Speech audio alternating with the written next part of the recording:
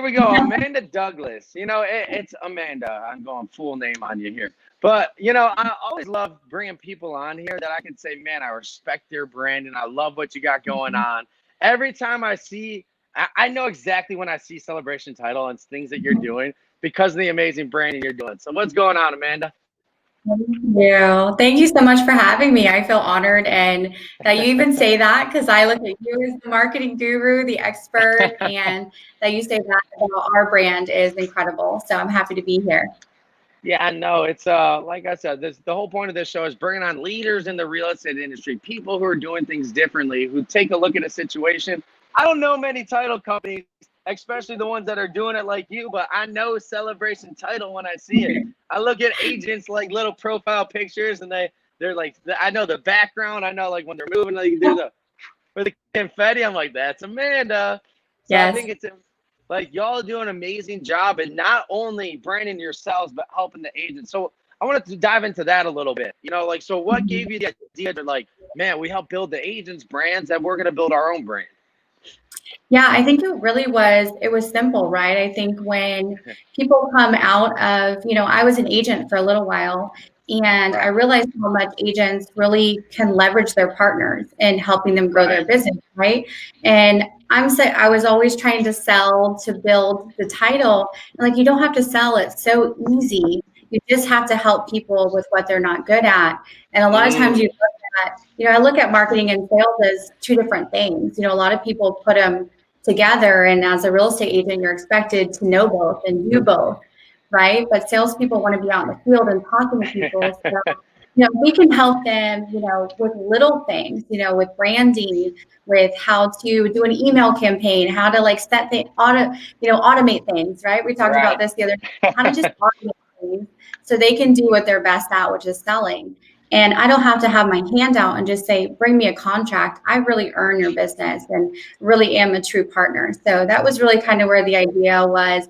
It's like, I feel like agents, they don't struggle with marketing. They just don't have the time and patience for it. And if Right. it's something you can help them automate and help them really dig deeper into, Right. because they're always just, chasing the deals. And it's kind of where the idea spurred from. Celebration Title was something to me.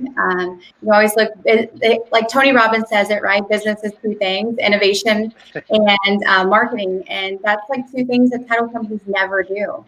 Right.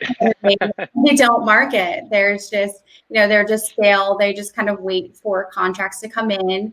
Right. Like, okay, how can I shift that gear to innovate and do something different? And that's kind of where a Celebration Title Group was born. I'm like, just a light bulb moment. Like, these people are in our office and one of the biggest moments of their life. Like, why are we not celebrating for them? Right. And in turn, that agent is going to be like, holy cow, you guys do so much. That brings us business in the door, is just putting people first. And I think it's amazing too. It's funny. I saw another, I think it was a title company, or I just assumed it was a title company because I saw them do like the confetti. And I'm like, you guys are marketing Celebration without even realizing it. I Because know. like you guys have nailed that branding side of things. And I think it's amazing where you're not just worried about your branding. It's how can we help the agent's brand to continue to do that? Because there's a distinction between branding and marketing. I think you guys do a great job, and I didn't even know about the automations you did on the back end to really help the marketing, but the branding of the agent to make them look their best too, right? Because I mean, Absolutely. everything we're doing with social media, it's basically these are our digital resumes, and that's how they're picking us. For So sure. talk to me a little bit about. Oh, go ahead. Oh, sorry, no, I was just going to say we're basically giving them content, right? Like, here's Yes. a video, here's an amazing video, we'll get a testimonial when you're at the closing. Here's great photos of families that are happy at the end of a transaction. It's content. Right. So tell me a little some of the things that you guys are currently helping agents do right now. Like what are some of these things that you're doing with agents? I already gave away the profile picture, but I know there's a lot more than just that profile Yeah. picture that you're helping agents do. Yeah, no, we're doing some great stuff. So we actually have an on-site branding person. So she'll sit down and help you go through your brand. We have different things where we can outsource for logos. We work with some great vendors on that. So once you kind of brainstorm and brain dump with our branding specialists, they can really help you with that. We have a ton of marketing campaigns. So when it comes to mailers, emails, different things like that are discounted for all of the realtors that work for us or work with us. And we have a very innovative, we call it the farmer's market. It's a very farm mailer that's so different that we're getting a lot of agents that are having great success with that. But on top of it, it's just good support. If they're putting on an event and they need sponsorship, we're always there to help support our agents, client appreciation events, anything like that. But again, constantly innovating and trying to add new things to that bucket. We call it our value vault. So unlocking that value that we can add to you as a realtor and help you grow your business. Yeah, no, and I think it's amazing so much of what you do in the business. But it's always amazing when somebody sends me over like their bio, their information. We always get into those whys. We get a little bit more stories about how they started. So talk to me a little bit, because talk to me a little bit about how was it your oldest son played into like your mission statement, what you're doing and what you're doing outside of real estate, because I think that's a testament of a true leader. It's where they do more than just the business. There's always a bigger why and a purpose. So tell me a little bit about you. Yeah, definitely. So, I was, a single mom for a long time, and I have a 15 and a 13-year-old boy. So they are my two whys for sure. But my oldest son, just 6 months before I started Celebration Title, he was diagnosed with type 1 diabetes. And, I had been toying with the idea of starting my own company. And it was just at that moment. You just have that moment where you're like, okay, there's no plan B now. Like, if I'm going to do it, I got to do it now or never, right? Because, now it's like, I got to keep my child alive. And like, how can I help more parents and more children that are affected by this? So we really pour big into the Juvenile Diabetes Research Foundation, which I'm so happy to give back to through the business every year, because it did fuel a lot in you, when you're a parent. And it's kind of like, you can go either way, right? You can kind of put your head in the sand and you're like, this is what life's thrown at me, or you can, fight back. And that's something I wanted to really show my son was important, that, we can take a stand and we can help other people. And that's what we're doing now. So he's super excited to be a part of it.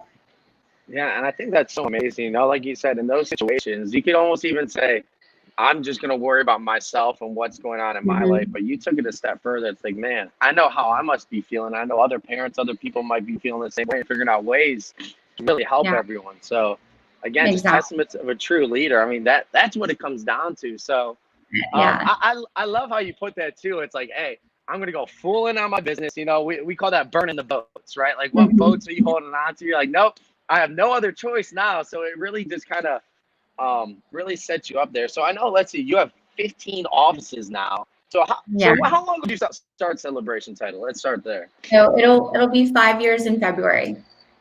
5 years. Now you have 15 offices and 60 team members. Crazy. Yes. All right. It's crazy. So I want to hear about that kind of growth. What were some of the hard lessons you had to learn through that growth period? Yeah, definitely. Growth is challenging, right? When you're in growth mode, and I feel like I've been in growth mode for 5 years, and it doesn't ever slow down. So with growth comes challenges, but I think business is easy, people are hard. Like Warren Buffett says it perfect, right? But it's just finding the right team members, and I've been so fortunate that law of attraction has worked at its finest with my group. And we say it now, like, we've got some of the best people. When you meet anybody that works for Celebrate, like, we'll have people come in the office and like, is everybody here happy all the time? And I'm just like, I swear. Yeah, I know, it's crazy. So, I feel right at home. I walk in, I'm like, hey, everyone's like, hey, Nick. I'm like, this is awesome. Yeah. It's great. But again, it's just attracting the right people. And we've been really, really fortunate to do that. And I'm big on, hiring people in that position. So I always say, if I find a really great person, even if I'm like out to dinner, I'm like, you've got to work for me. I'm going to find a position. And then I end up having to open another office. And I'm like, I just want them to have a really great opportunity. And that's really what it's been all about, like expanding into different markets. Like I have, today I'm actually in our office in Daytona visiting this market. I have an amazing leader in Daytona that I met, and she, loved the vision, loved what we were doing. Like, I'm going to open an office for her and really have, build that market around her. Did the same in South Florida, the same in Tampa. So it's really just been driven on the people, is the growth. And their hunger and their drive, if they show 100% commitment to me, I'm all in with them and growing. Yeah, that's and that's the biggest thing. It's about if people are committed, there's almost always a space, right? There's always almost that's what we say too. If you're committed and go the extra mile and you're willing to do work that others aren't willing to do, you will always have a space somewhere on our team and within our mission statement too.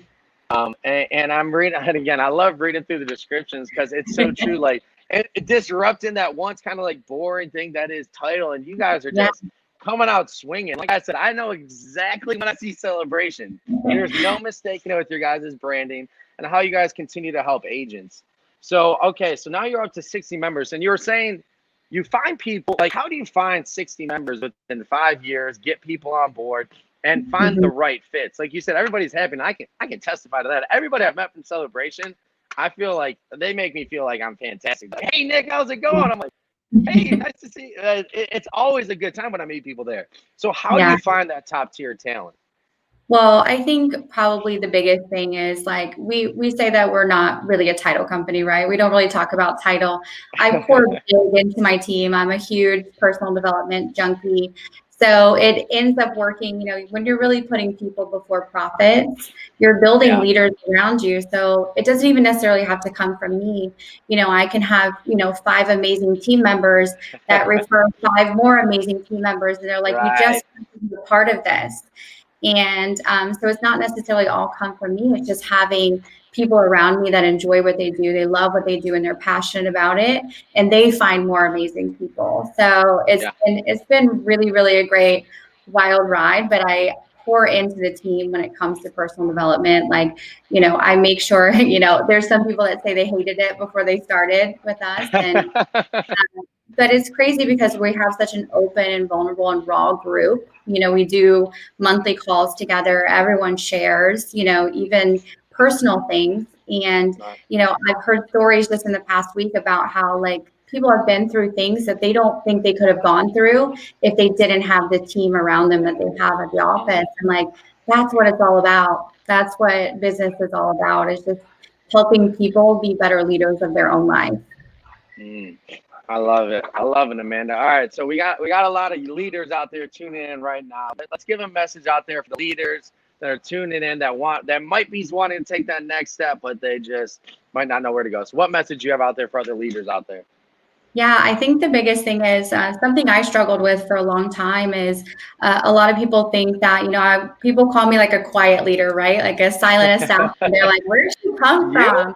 I know. But they're like, you don't necessarily have to be the loudest person in the room or the person with the strongest message. You just got to be the person with the courage. The courage comes first. So just all you need is courage to take that risk, right? To take that leap of faith, to take your business to the next level, or, to ask that person to join your team. It's just courage. Confidence comes along the way, right? We build that. Right. We have more and more courage to take risks and do these different things. And you're going to take shots on the chin, and you got to figure out how to just keep going. But really, it is all about courage. It's just having the courage and belief in yourself. And that confidence is going to build along the way. So a lot of us wait too long. We wait till we're confident enough that we're going to be successful, and then that opportunity is gone. Another thing too is just, have your heart more open to receiving opportunities. A lot of us block them away because us leaders have a little thing called an ego sometimes that gets in the way, right? We think that we have the best ideas, and be open and receptive to receiving more opportunities around you. Never in a million years did I think that we would go through acquisitions or we would grow as quickly as we did. And had I not been open to even just receiving those kind of messages, we wouldn't be where we are today, or I wouldn't have, half the team that I have.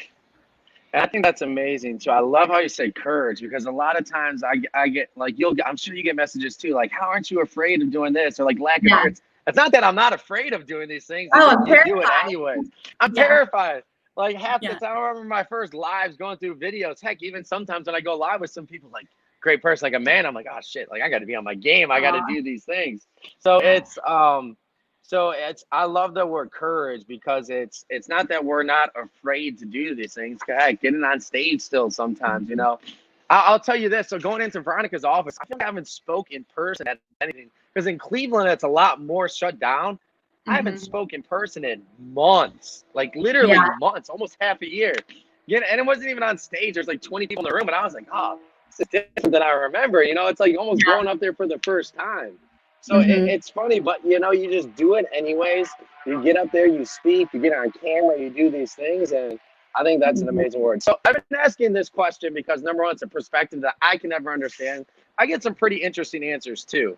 What are some of the differences being a woman leader in this industry and going through this? Is there anything that's different that you've had to atone to?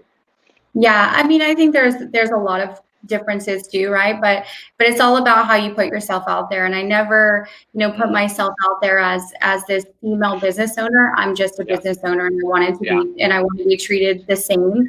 yeah. There are more challenges, but to be honest, I think that women are better at multitasking and recruiting and attracting talent, and those soft skills like empathy and compassion, the things that keep people, right? The things that keep a good Yeah, team.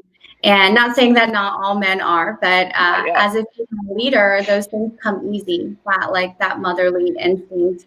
And so it's easy to lead a team that are all passionate about what they do when you're just as passionate as they are too.